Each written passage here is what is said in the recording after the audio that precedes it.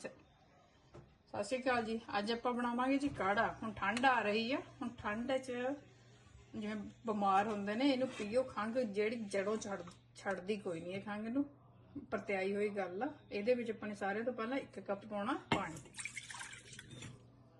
ਆ ਪੈ ਗਿਆ ਜੀ ਪਾਣੀ। ਪਾਣੀ ਨੂੰ ਥੋੜਾ ਜਿਹਾ ਗਰਮ ਹੋਏ ਤੋਂ ਫਿਰ ਆਪਾਂ ਵਿੱਚ ਪਾਉਣੇ ਆ ਸਮਾਨ। ਇਹ 'ਚ ਸਾਰਾ ਸਮਾਨ ਪੈਣਾ, ਨੋਟ ਕਰ ਲਓ। ਫਿਰ ਬਾਰੀ ਬਾਰੀ ਪਾਉਣੇ ਆ, ਫਿਰ ਤੁਹਾਨੂੰ ਦਿਖਾਉਣੇ ਨਾਲੇ। ਹੁਣ ਇਹ 'ਚ ਪਾਉਣੇ ਸਭ ਤੋਂ ਪਹਿਲਾਂ ਆਪਾਂ ਚਾਹ ਪੱਤੀ ਪਾਉਣੀ ਹੈ।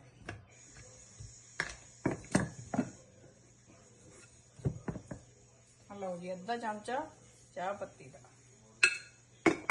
ਫਿਰ ਆਪਾਂ ਨੇ ਪਾਉਣਾ ਸਮਾਨ ਕੁੱਟ ਕੇ। ਇਹਦੇ ਵਿੱਚ ਪਹਿਲਾਂ ਆਪਾਂ ਨੇ ਪਾਉਣੀ ਆ ਛੋਟੀ ਇਲਾਇਚੀ। ਲਓ ਜੀ, ਮੈਂ 3 ਪਾ ਲਈਆਂ ਛੋਟੀਆਂ ਇਲਾਇਚੀਆਂ।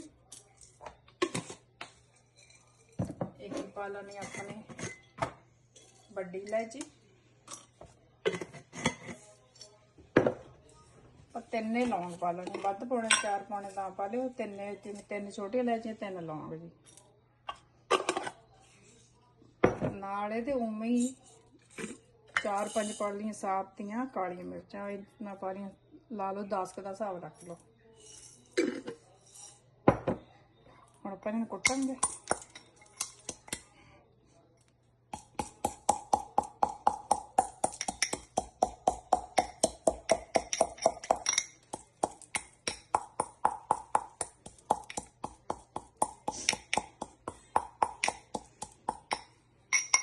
लो जी, पाती बिच। इसके बाद अपने पाना पुदीना।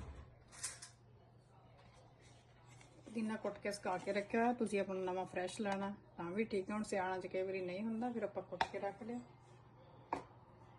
मेरे कोल तुलसी है नहीं सी, फिर अपन कोल तुलसी दा अर्क रखा होया। हुण अपन तुलसी दे अर्क दे पाउणे 3-4 विच 5 तुपके पाते जी। तुलसी दे पत्ते पा सकदे हो तुसीं। उसके बाद अपने पाना है अद्धा चमचा जायफल। ये मिल जाता, बाजारों मिल जाता।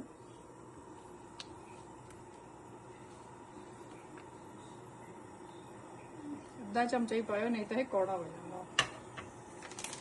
और रह गया अपना अदरक। कुट के अपने अदरक पा देना।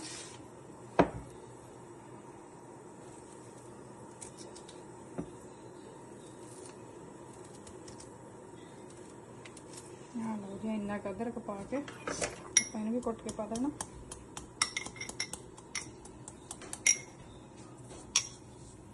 पानी अपना लग गया रिझण। इनू 3 मिनट जिवें चाह रिझदी हुंदी उदां रिझाउणा।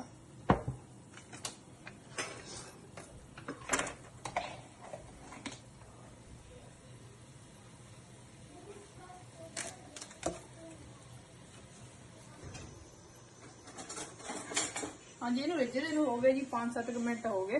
हुण आपां इनू करांगे बंद, क्योंकि इहदे च हुण अपना कल्ला शहद रह गया पाउण नूं। शहद पाउणा एंड ते थोड़ा जिहा ठंडा होए तो। पहलां इनू कढ लैंदे आ। शहद रिन्नणा नहीं हैगा पानी च।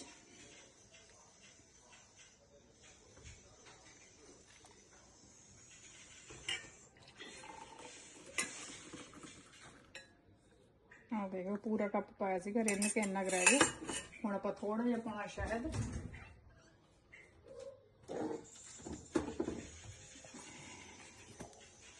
मैं हम थोड़ा जिहा गर्म च पाउण लगी हाँ। तुसीं थोड़ा जिहा होर वेट करके कोसा जिहा पीने वाले च हमेशा शहद पाउणा। शहद ज़्यादा गर्म करना चंगा नहीं हुंदा। अद्धा चमचा शहद पा लिया जी। हिला के हुण इहनूं घुट-घुट करके पीना। ज़्यादा खंघ 2 दिन पी लियो। ये परत्याया होया नुस्खा। पूरे खंघ नूं 2 ਤੋਂ 3 दिन दे विच खंघ खड़ी नहीं रहण दिंदा। हुण सियाल आ रिहा, बना के रख देखियो, ट्राई करियो ते कमेंटां च दस्सियो भी ये रेसिपी किवें लगी, काम करदी है कि नहीं करदी जी। वीडियो देखने बहुत बहुत धन्नवाद जी।